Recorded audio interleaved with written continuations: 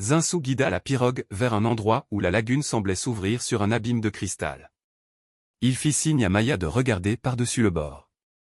Ce qu'elle vit défiait toute logique scientifique. Sous la surface, une cité miroitante s'étendait, faite de nacre et de corail, habitée par les ombres de ceux qui étaient partis trop tôt.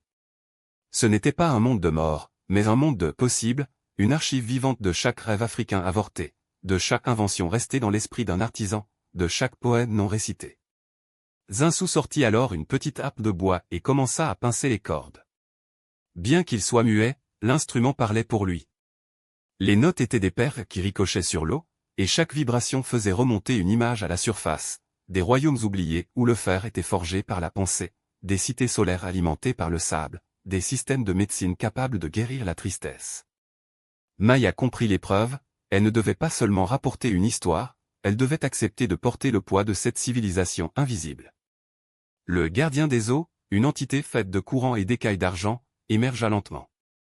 Il ne demanda pas de sacrifice humain, mais une promesse: raconte ce que tu vois, mais ne révèle jamais le chemin pour y revenir, car les hommes transformeront ce sanctuaire en mine de diamants.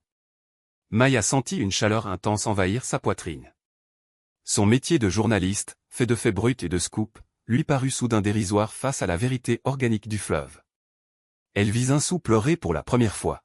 Chaque lame qui tombait dans la lagune devenait une nouvelle étoile dans la cité d'en bas. Le pacte était scellé. Elle ne serait plus celle qui observe, mais celle qui témoigne de l'invisible, celle qui protège les racines immergées de son continent contre la hache de la rentabilité.